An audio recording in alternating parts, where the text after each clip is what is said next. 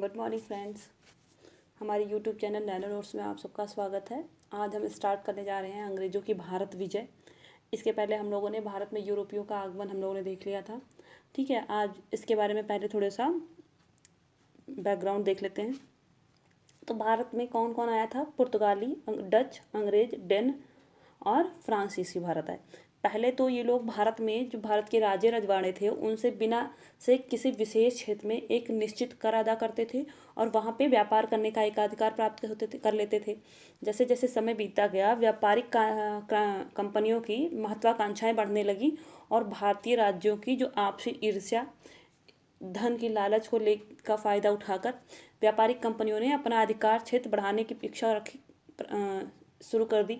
और 18वीं शताब्दी तक एक और जहां मुगल शक्ति का पतन हो रहा था, मुगल साम्राज्य का पतन हो रहा था, वहीं दूसरी ओर छोटे छोटे राज्य थे, केंद्रीय शक्तियों का अभाव रहा था। कोई बड़े केंद्रीय शक्ति नहीं थी जो कि इनको एकजुट रख सके। ठीक है, तो इसका फ़ायदा उठाकर अंग्रेज़ों ने अपने साम्राज्य का बीजारोपण कर लिया भारत में। सबसे पहले पुर्तगाली, डच, ब्रिटिश और जो फ्रांसीसी आए, ये लोग व्यापारिक एकाधिकार के लिए आपस में लड़ रहे थे। इस अंत में जाकर इनका संघर्ष जो है वो समाप्त होता है, अंग्रेजों को सफलता मिलती है। ठीक है, भारत में फ्रांसीसी और अंग्रेजी कंपनी दोनों बच जाती हैं। ठीक है, इन्हीं दोनों की आपस में मतलब व्यापारिक कंपनी स्थापित करने के लिए लड़ाई प्रारंभ हो जाती है। और इसी के संदर्भ में हमारे इन दोनों के बीच भारत में 3 लड़ाइयाँ होती हैं। कर्नाटक के 3 युद्ध होते हैं। प्रथम कर्नाटक युद्ध 1746 से 48, द्वितीय कर्नाटक युद्ध 1749 से 1754, तृतीय कर्नाटक युद्ध 1758 से 1763। ठीक है, कारण इसमें होता है कि ये सब अंग्रेज जीत जाते हैं और फ्रांसीसी जो कंपनियां होती हैं वो हार जाती हैं। इसके पीछे कारण क्या था? फ्रांसीसी कंपनियां जो थीं उनको राजकीय संरक्षण प्राप्त था, मतलब कि उनके फ्रांस की सरकार का उन पर संरक्षण था, उनकी पाबंदी उन पर लगी होती थी। वो उनके हिसाब से काम करती थी, फ्रांसीसी सरकार के हिसाब से, राजा के हिसाब से, वहाँ के जो राजा थे उनके हिसाब से। लेकिन जो ब्रिटिश कंपनी थी इस पर कोई सरकारी नियंत्रण नहीं था। ये एक निजी कंपनी थी, प्राइवेट कंपनी थी, तो ये अपने हिसाब से काम करती थी, अपनी पॉलिसीज़ लागू करती थी। ठीक है, हाँ, आखिर में जाके इन पे ब्रिटिश सरकार का ब्रिटिश गवर्नमेंट का जो है कुछ हस्तक्षेप हो जाता है इनमें, लेकिन पहले नहीं होती। ठीक है, और फ्रेंच की कंपनी की जो आर्थिक स्थिति थी वो ब्रिटेन की जो कंपनी थी, ब्रिटिश कंपनी थी, उसकी तुलना में काफ़ी कमज़ोर थी। ब्रिटिश कंपनी के पास व्यापार करने के लिए मध्य भारत था, बंगाल था, बम्बई था, मद्रास था। वहीं दूसरी ओर फ्रेंच कंपनी जो थी वो केवल दक्षिण भारत तक ही सीमित रह गई थी। ठीक है, इसी का फ़ायदा उठाकर अंग्रेज़ों ने युद्ध में अपने साजो सामान का, जो भी युद्ध की वस्तुएं थी उनमें उन्होंने भरपूर इस्तेमाल किया धन का, और उनका अच्छे से धन का प्रयोग किया, जबकि फ्रांसीसियों के पास उतना धन नहीं था। अंग्रेज़ों की सैनिक संगठन काफ़ी अच्छा था फ्रांसीसियों की तुलना में। जो फ्रांसीसी कंपनी के अधिकारी थे वो काफ़ी दूरदर्शी थे। ठीक है, प्रभावी थे, योग्य थे। वहीं मतलब योग्य नहीं थे फ्रांसीसियों के, और अंग्रेज़ों के योग्य थे। ठीक है, बंगाल के जो चंद्रनगर के फ्रांसीसी अधिकारियों ने नवाब सिराजुद्दौला का साथ नहीं दिया था। अंग्रेज़ों ने इसका फ़ायदा उठाकर उन्होंने सिराजुद्दौला का साथ दिया और बंगाल में अपना आधिपत्य स्थापित करने में सफलता प्राप्त कर ली। निष्कर्षता क्या होता है कि आंग्ल फ्रांसीसी युद्ध में फ्रांसीसी पराजित हो जाते हैं। कहा जाता है कि फ्रांसीसियों के पराजय में आर्थिक, राजनीतिक और सामरिक सारे पक्षों ने भूमिका निभाई थी। ठीक है, और फ्रांसीसियों की तुलना में अंग्रेज़ों के ये सभी पक्ष काफ़ी मजबूत थे। बंगाल को कैसे इन्होंने अपना शासन का आधार बनाया, वहाँ पे कैसे बंगाल पे कैसे अधिग्रहण किया, सत्ता कैसे स्थापित की वहाँ पे, तो देखते हैं। अंग्रेज़ों द्वारा जो बंगाल का अधिग्रहण था 18वीं शताब्दी के उत्तरार्ध में कर लिया गया था। ठीक है, 8 वर्षों के अवधि में 1757 से 1764 के मध्य बंगाल के जो नवाब थे सिराजुद्दौला, मीर जाफ़र और मीर कासिम अपनी संप्रदा को कायम रखने में सफल नहीं हो सके, और इसी का फ़ायदा उठाकर कंपनी की संप्रभुता वहाँ पे स्थापित हो गई। 1756 में बंगाल के नवाब जो थे अलीवर्दी खां की मृत्यु हो जाती है और सिराजुद्दौला बंगाल के नवाब बनते हैं। ठीक, बंगाल के जब नवाब और अंग्रेज़ों के मध्य संघर्ष का कारण क्या था? जब 1717 में मुगल बादशाह फ़र्रुख शेर जब होते हैं तो उन्होंने एक फरमान जारी करके शाही फरमान जारी किया था, ये हम आगे पढ़ा चुके हैं। उन्होंने अपने फरमान में क्या कहा था कि जो बंगाल में मात्र 3,000 रुपये वार्षिक कर अदा करके कंपनी को उनके समस्त व्यापार में उन्होंने सीमा शुल्क से मुक्त कर दिया था। ठीक है, वस्तुओं की आवाजाही उन्होंने मुफ्त कर दी थी। हस्ताक्षर जारी करके कहा था कि अब सामानों की मुफ्त आवाजाही होगी। कंपनी के अधिकारियों ने उन हस्ताक्षरों का फ़ायदा गलत उठाया और उसको कर ना चुकाने के लिए इस्तेमाल करने लगे।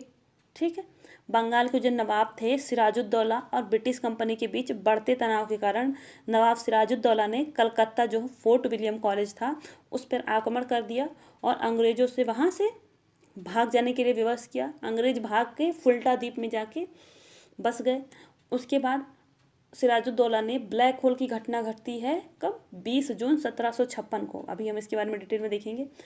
तो 20 जून 1756 को ब्लैक होल की घटना घटती है। ब्लैक होल की घटना क्या थी कि बंगाल के नवाब सिराजुद्दौला ने 146 अंग्रेजों को पकड़ के एक काल कोठरी में बंद कर दिया था, जिसमें से सारे मर गए थे, केवल 23 लोग ही जिंदा बचे थे, 23 अंग्रेज ही जिंदा बचे थे। ठीक, जो नवाब सिराजुद्दौला ने मानिक चंद को कलकत्ता का प्रभारी बना दिया। उनका नाम बदलकर कलकत्ता का नाम बदलकर अलीनगर रख दिया।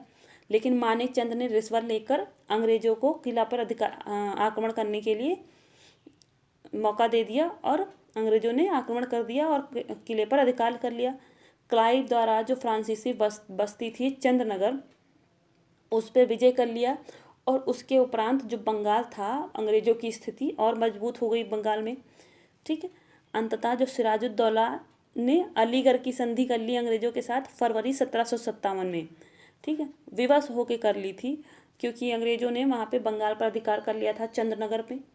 ठीक है, और कलकत्ता पर अधिकार कर लिया था, जिस पे उन्होंने सिराजुद्दौला ने मानिकचंद को बनाया था प्रभारी।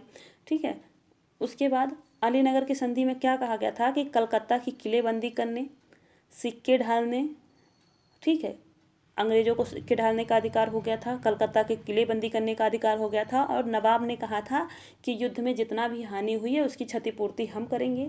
दोनों पक्षों ने कहा कि भविष्य में शांति बनाए रखने का वादा किया और कहा कि भविष्य में शांति बनाए रखेंगे। अंत में जाते जाते नवाब सिराजुद्दौला की सत्ता पे कमज़ोर हो जाती है, पकड़ जो है वो कमज़ोर हो जाती है, उनकी नीति बहुत ढुलमुल होती है। इसी से प्रभावित होकर अंग्रेज़ों ने बंगाल की गद्दी पर ऐसे नवाब को बैठाने का निश्चय कर लिया जो कि उनकी कठपुतली हो अंग्रेज़ों की और वो अपने हिसाब से शासन का संचालन कर सकें। इसमें उन्होंने प्लान बनाया। उनके प्लान में नवाब सिराजुद्दौला के कुछ करीबी लोग भी शामिल थे। कौन थे?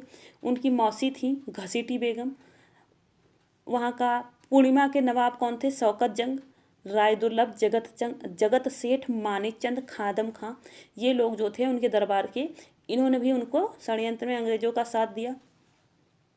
ठीक है, इसी के बाद हम आते हैं, अब प्लासी का युद्ध होता है। ठीक, उसको देखते हैं। पहले हम इसमें देख लेते हैं कि कहाँ कहाँ पे 1750 के भारत में कौन कौन से राज्य थे, जिससे आपको समझ में आएगा कि कहाँ कहाँ पे मुगल शासन था, मुगल शासन साम्राज्य कौन था, और एक बार ओवरव्यू मिल जाएगा। ठीक है, तो ये देखिए, यह है मैसूर का क्षेत्र है। ठीक, यहाँ पे थे गायकवाड़, राजपूताना थे।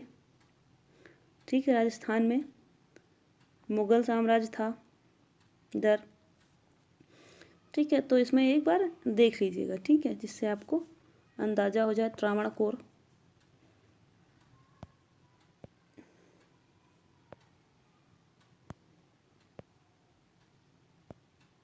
आगे देखते हैं। 1757 से 1856 तक अंग्रेजों की भारत की विजय के बारे में अब देखेंगे।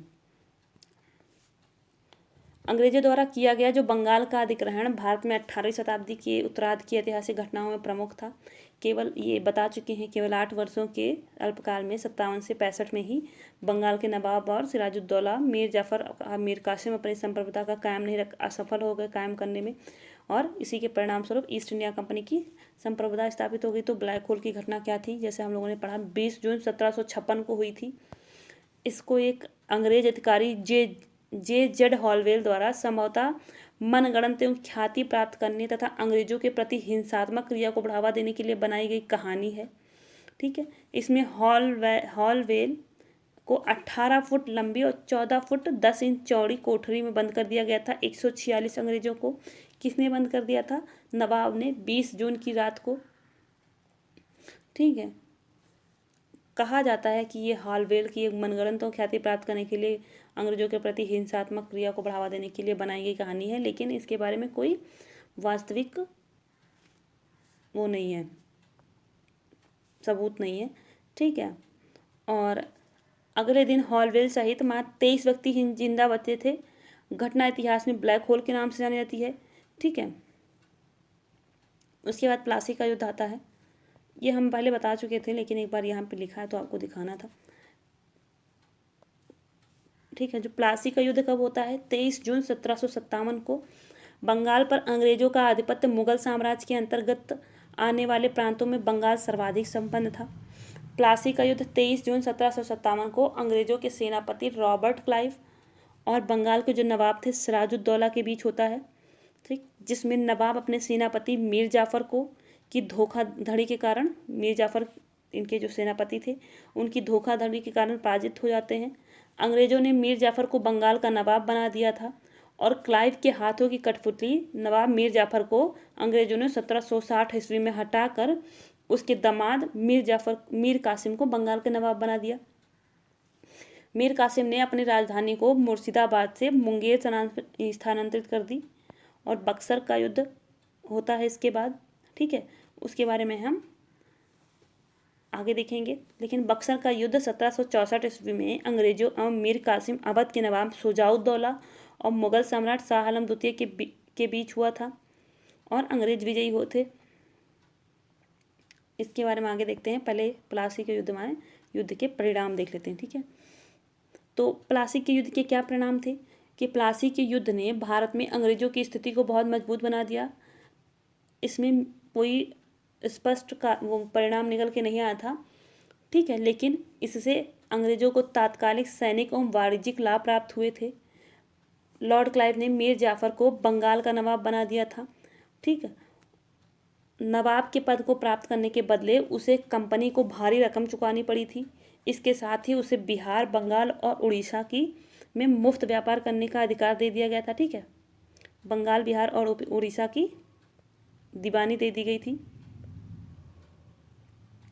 मीर जाफर ने लॉर्ड क्लाइव को 24 परगने की जमींदारी से पुरस्कृत किया था। 24 परगने दे दिए थे वहाँ की जमींदारी। और इसके बाद ईस्ट इंडिया कंपनी बंगाल में शासक निर्माता बन गई यहीं से। ठीक है, जब दीवानी का अधिकार मिल गया था उसके बाद वहाँ पे वो शासन करने का उसको कुछ क्षेत्रों में अधिकार मिल गया ईस्ट इंडिया कंपनी को। 1760 की क्रांति क्या होती है? मीर जाफर के समय में क्लाइव और कंपनी की बढ़ती हुई मांगों के कारण नवाब की आर्थिक स्थिति काफ़ी कमज़ोर हो गई, जिससे उसे कई कठिन परिस्थितियों का सामना करना पड़ा। मीर जाफर की कंपनी को मांगों को पूरा करने में सफल नहीं रहा।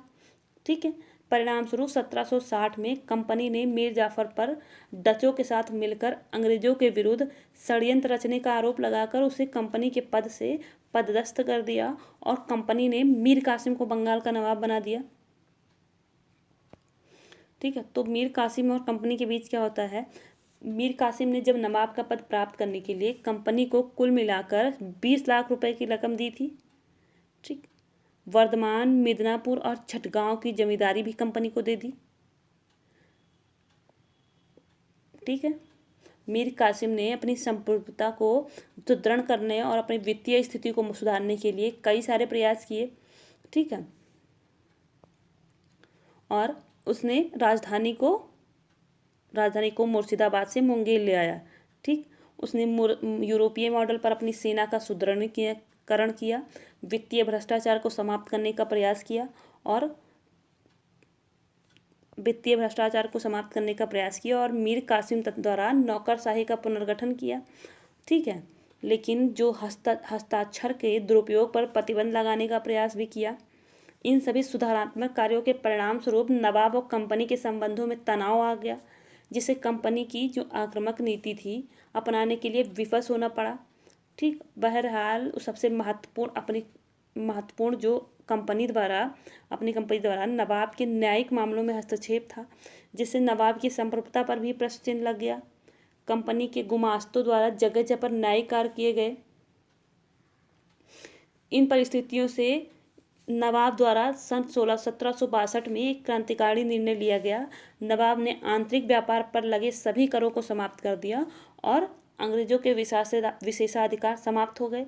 अब सभी भारतीय एक विदेशी व्यापारी एक ही स्तर पर आ गए थे, जो कि कंपनी को स्वीकार नहीं था। इसके बदले उसने 1763 में अंग्रेजों ने मीर कासिम के विरुद्ध औपचारिक युद्ध की घोषणा कर दी तथा मीर जाफर को बंगाल का अगला नवाब घोषित कर दिया। इसके बाद आता है इसी की परिणति होती है बक्सर का युद्ध। ठीक है, ये बक्सर है बनारस में। ठीक है, इसमें कौन कौन होते हैं? अवध के नवाब होते हैं बक्सर के युद्ध में, मुगल सम्राट होते हैं, मीर कासिम की संयुक्त सेना होती है और ये लोग 1764 में यहाँ पे हेक्टर मुनरो जो अंग्रेजों का सेनापति होता है, हेक्टर मुनरो के बीच युद्ध होता है। 23 अक्टूबर 1764 को ये युद्ध प्रारंभ होता है और युद्ध जैसे ही प्रारंभ होता है उससे पहले अंग्रेजों ने अवध के जो नवाब होते हैं उनकी सेना से असद खां, साहूमल जो रोहतास का सूबेदार होता है और जैनुल आबूदीन को धन का लालच देकर अपने में मिला लिया। ठीक, कौन होता है? असद खां, साहूमल, इनको धन का लालच देकर अंग्रेजों ने युद्ध से पहले ही अपने में मिला लेते हैं। हेक्टर मुनरो के नेतृत्व में अंग्रेजी सेना जीत जाती है बक्सर के युद्ध को। मीर कासिम का जो संयुक्त गठबंधन बक्सर के युद्ध में इसलिए पराजित हो गया क्योंकि उसने युद्ध के लिए जो पर्याप्त तैयारी नहीं की थी, क्योंकि वो उसके साथ अंग्रेजों के साथ जाके मिल गया था। शाह आलम गुप्त रूप से अंग्रेजों से मिला हुआ था तथा भारतीय सेना में अनेक प्रकार के दोष अंतर्निहित थे। बक्सर के युद्ध का जो ऐतिहासिक दृष्टि से प्लासी के युद्ध से अधिक महत्व है, क्योंकि इस युद्ध के परिणाम से तत्कालीन प्रमुख भारतीय शक्तियों की संयुक्त सेना के विरुद्ध अंग्रेजी सेना की श्रेष्ठता प्रमाणित होती है। बक्सर के युद्ध में बंगाल, बिहार, उड़ीसा पर कंपनी का प्रभुत्व स्थापित कर दिया गया। साथ ही अवध का अंग्रेजों का कृपा पात्र बन गया। जो अंग्रेजों का कृपा का पात्र बन गया मतलब कि अब अवध के जो नवाब वही करते थे जो अंग्रेजों ने कहना शुरू किया था। ठीक है, बक्सर के युद्ध के परिणाम क्या हुए थे? प्लासी की विजय अंग्रेजों की कूटनीति का परिणाम थी, वहीं जो बक्सर की विजय थी वो इतिहासकार ने पूर्णतः सैनिक विजय बताया है, इतिहासकारों ने इसको। ठीक है, प्लासी के युद्ध में अंग्रेजों की प्रभुता बंगाल में स्थापित की, परंतु बक्सर के युद्ध ने कंपनी को एक अखिल भारतीय शक्ति का रूप दे दिया था। ठीक है, बक्सर के युद्ध में हारने के बाद शाह आलम जहां पहले ही अंग्रेजों की शरण में आ गया था, वहीं जो अवध के नवाब ने कुछ दिनों तक अंग्रेजों के विरुद्ध सैनिक सहायता हेतु भटकने के बाद 1765 में अंग्रेजों के समक्ष आत्मसमर्पण कर दिया। ठीक, शाह आलम कौन था? मुगल शासक शाह आलम द्वितीय। ठीक है, और मीर जाफर थे युद्ध में, अपने शुजाउद्दौला थे और अंग्रेजों के बीच ये युद्ध हुआ था।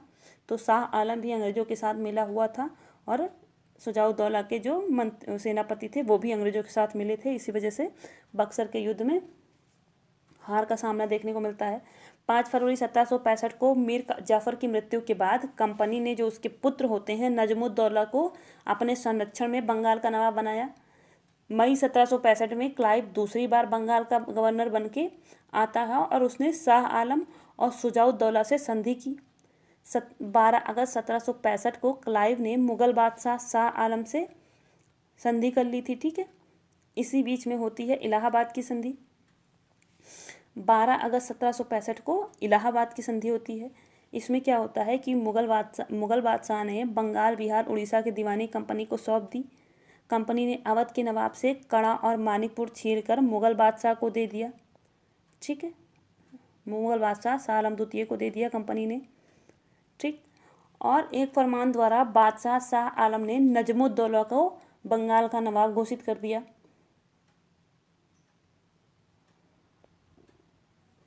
कंपनी ने मुगल बादशाह को 26 लाख रुपए देना स्वीकार कर दिया। ठीक। और इलाहाबाद की प्रथम संधि का सबसे बड़ा लाभ क्या होता है? कंपनी को बंगाल, बिहार, उड़ीसा के वैधानिक अधिकार के रूप में वहाँ पे अधिकार मिल जाता है। दूसरी भी संधि होती है, 16 अगस्त को होती है, 4 दिन बाद 1765 ईस्वी में क्लाइव और शुजाउद्दौला के मध्य संपन्न होती है ये संधि। ठीक है। तो इसमें क्या कहा जाता है कि इलाहाबाद और कड़ा को छोड़कर अवध का जो शेष भाग था उसको नजमुद्दौला को वापस कर दिया गया। कंपनी द्वारा अवध की सुरक्षा हेतु नवाब के खर्च पर एक अंग्रेजी सेना अवध में रखी गई। कंपनी ने एक अंग्रेजी सेना नवाब की सुरक्षा के लिए अवध में रखी थी और कंपनी को अवध में कर मुक्त व्यापार करने की सुविधा प्राप्त हो रही थी इसके बदले में। ठीक है। शुजाउद्दौला को बनारस के राजा बलवंत सिंह से पहले ही की तरह लगान वसूलने का अधिकार दिया गया और राजा बलवंत सिंह ने युद्ध में अंग्रेजों की सहायता की थी। ठीक है। उसके बाद द्वैत शासन स्थापित हो जाता है बंगाल में। इसी के बाद दीवानी और फौजदारी का अधिकार मिल जाता है, तो बंगाल में द्वैत शासन स्थापित हो जाता है 1765 से 1772 तक। ठीक है। उसके बाद देखते हैं नवाब की सत्ता का अंत हो गया। एक ऐसी व्यवस्था का जन्म हुआ जो शासन के उत्तरदायित्व से मुक्त थी। मुगल काल में प्रांतीय प्रशासन के स्तर पर 2 अधिकारी होते थे जिन्हें दीवान और सूबेदार और गवर्नर कहा जाता था। दीवान प्रांतीय राजस्व या वित्त व्यवस्था का प्रभारी होता था, जबकि सूबेदार गवर्नर निजामत जैसे सैन्य, प्रतिरक्षा, पुलिस एवं न्याय प्रशासन के कार्यों का निष्पादन करता था। दोनों ही अधिकारी एक दूसरे पर नियंत्रण रहते थे और मुगल केंद्रीय प्रशासन के प्रति उत्तरदायी होते थे। ठीक है। मतलब कि अंग्रेजों को दीवानी और फौजदारी के अधिकार मिल गए थे और जो मुगल साम्राज्य था वो मात्र नाम मात्र का शासन करता था। राजा का शासन नाम मात्र का रह गया था और अंग्रेजों का वास्तविक शासन स्थापित हो गया था। इसी के बीच में रेगुलेटिंग एक्ट लेके आते हैं ये लोग 1773 ईस्वी में। इसमें क्या कहते हैं? इंग्लैंड में कंपनी का प्रबंध संचालन समिति द्वारा किया जाता था। ठीक है। इसका चुनाव कंपनी के उन हिस्सेदारों द्वारा किया जाता था जिसके पास कम से कम 500 पौड़ के हिस्से होते थे। ठीक। इंग्लैंड की संसद कंपनी के मामलों में हस्तक्षेप नहीं करती थी। 1765 में दीवानी का अधिकार प्राप्त करने के बाद कंपनी के कर्मचारी भारत में धनी वर्ग का इंग्लैंड लौटने लगे थे और वहाँ की राजनीति में हस्तक्षेप करना प्रारंभ कर दिया था इन्होंने। इंग्लैंड में आम जनता भी थी कि कंपनी आर्थिक दृष्टि से मजबूत है। मतलब आम लोगों की यह भावना थी कि कंपनी आर्थिक दृष्टि से मजबूत है। कंपनी की आर्थिक स्थिति अत्यंत चिंताजनक थी। उसकी आर्थिक नींव खोखली हो चुकी थी। यहीं तक यह पहुंच गई थी कि यदि कंपनी के लिए जल्दी से जल्दी धन न जुटाया गया तो कंपनी के अस्तित्व को ही खतरा हो जाएगा। और ठीक है, इसीलिए इन लोगों ने कंपनी की स्थिति को सुधारने के लिए, अपने शासन को और मजबूत करने के लिए इन्होंने रेगुलेटिंग एक्ट लेके आते हैं और किस प्रकार से भारत में अपने शासन को, कंपनी के शासन को रेगुलेट करना है, अंग्रेज भारतीयों को कैसे रेगुलेट करना है, वहाँ के प्रशासन को कैसे चलाना है, इसके लिए इन्होंने एक ढांचा तैयार किया और उसी को रेगुलेटिंग एक्ट 1773 बोला जाता है। ठीक है। तो ये उसके कारण है कि कंपनी के क्या क्या, उसकी कंपनी की स्थिति खराब होने के क्या कारण थे, इसको आप देख सकते हैं। ठीक है। हम इसको पढ़ेंगे कि रेगुलेटिंग एक्ट में क्या क्या कहा गया था। ठीक है। कंपनी की स्थिति, बिगड़ती हुई स्थिति के कारण कंपनी के लिए धन की व्यवस्था करना आवश्यक हो गया था। इतनी विशाल राशि केवल इंग्लैंड की सरकार ही दे सकती थी, किंतु कंपनी के संचालकों को इस बात की आशंका थी कि सरकार से ऋण मांगने पर कहीं कंपनी को क्राउन के अधीन न कर दिया जाए। अतः इंग्लैंड के शेयर बाजार में शेयर देने का आवेदन पत्र भेजा गया था। आवेदन पत्र के संबंध में इंग्लैंड के विचारकों की प्रक्रिया काफ़ी विरोध होने लगा। ठीक है। तो इसके क्या उद्देश्य यही थे कि कंपनी पर क्राउन का नियंत्रण और अधिकार स्थापित करना, कंपनी की संचालन समिति के संगठन में कुछ परिवर्तन करना, उसमें क्या क्या धाराएं दी गई थी, यही इम्पोर्टेंट है। बाकी ऊपर का तो एक बात आप पॉलिसी और नीतियाँ समझने के लिए बता रहे हैं कहानी, बाकी इम्पोर्टेंट आपको यहाँ पढ़ना है कि इसमें कौन कौन सी धाराएं थी। ठीक है, इससे आपको मेंस में लिखने की कैसे आंसर लिखेंगे ये समझ में आएगा। इस वजह से ये पूरा हम डिस्क्राइब कर रहे हैं, वरना शॉर्ट में पढ़ाते। लेकिन अगर आपको मेंस और प्री का दोनों को लेके चलना है तो एक वो कहानी आपको पता होनी चाहिए। ठीक है, तो कंपनी के संचालकों की इसकी धारा ये थी कि कंपनी के संचालकों के चुनाव में सिर्फ वही व्यक्ति का मत देने का अधिकार होगा जिसके पास 1,000 पाउंड के शेयर होंगे। इससे पहले मताधिकार उन व्यक्तियों को था जिनके पास 500 पाउंड के शेयर थे। ठीक, और इसमें कहा गया बंगाल में भारत में कंपनी के लिए गवर्नर जनरल ऑफ बंगाल की नियुक्ति की गई तथा उसकी जो सहायता के लिए 4 सदस्यों की एक काउंसिल का निर्माण किया गया। गवर्नर जनरल के लिए वारन हेस्टिंग के नाम का उल्लेख किया गया था। पहला गवर्नर जनरल कौन था? वारन हेस्टिंग।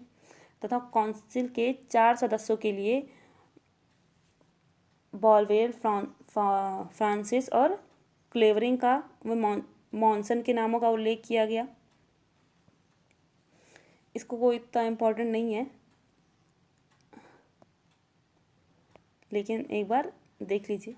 ठीक है, एक सर्वोच्च न्यायालय की स्थापना की गई थी तथा 3 अन्य उसके एक मुख्य न्यायाधीश तथा उसके 3 अन्य न्यायाधीश नियुक्त किए गए थे। ठीक है, और बम्बई और मद्रास प्रांत की जो गवर्नर और कंपनी की शाखाओं को गवर्नर जनरल के अधीन कर दिया गया। दोनों ही गवर्नरों को अपनी विदेश नीति, देशी राजाओं से युद्ध करने अथवा संधि करने में जैसे, और बंगाल काउंसिल के निर्देशन में कार्य करने को कहा गया था। किंतु असाधारण स्थिति में ये दोनों स्वतंत्रतापूर्वक कार्य कर सकते थे तथा संचालन समिति से सीधे आदेश प्राप्त कर सकते थे।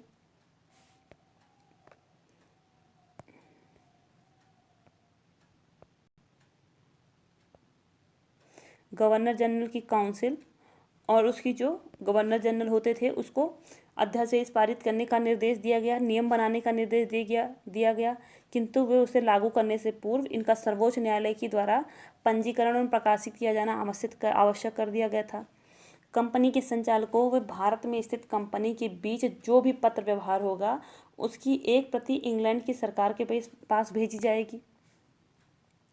कंपनी के कर्मचारियों द्वारा जो चलाए जाने वाला निजी व्यापार पूरी तरह से वर्जित कर दिया गया तथा ऐसा करना दंडनीय अपराध घोषित कर दिया गया। ठीक, महत्व देख लेते हैं।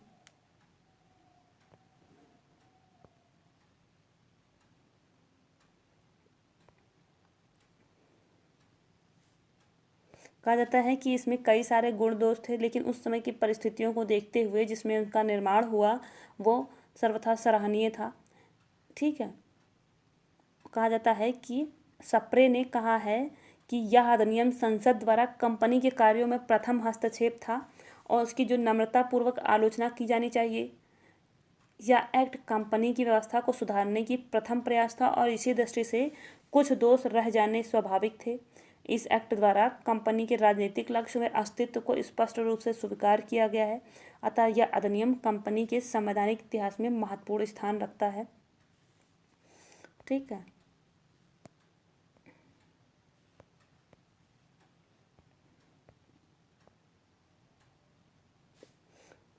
उसके बाद बंगाल में संप्रभुतापूर्ण शासन स्थापित करने में कंपनी की क्या भूमिका थी।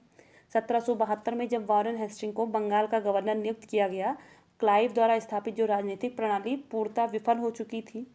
इसलिए हेस्टिंग ने बंगाल के जो जीते हुए राज्य थे उनमें शासन करना प्रारंभ कर दिया और छद्म मुगल संप्रभुता के नकाब को उतार फेंका।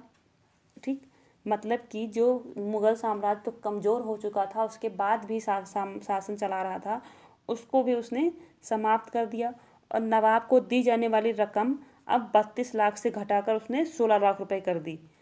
मुगल सम्राट शाह आलम द्वितीय से कड़ा और इलाहाबाद को छीनकर अवध के नवाब को बेच दिया गया और उसकी पेंशन बंद कर दी गई। इस प्रकार कंपनी ने 2 दशक से भी कम समय में जो बंगाल के प्रशासनिक व राजनीतिक अधिकारों का अपना नियंत्रण स्थापित कर लिया। ठीक। उसके बाद पूरा बंगाल जो है अंग्रेज़ों के अधीन आ गया। अब इन लोगों का दूसरा चरण क्या होता है, मैसूर की तरफ ये लोग रुख करते हैं और मैसूर पर विजय प्राप्त करते हैं। ठीक है, तो अब इसको हम मैसूर विजय के बारे में, आंग्ल मैसूर युद्ध को अगले लेक्चर में देखेंगे। तब तक के लिए थैंक यू सो मच।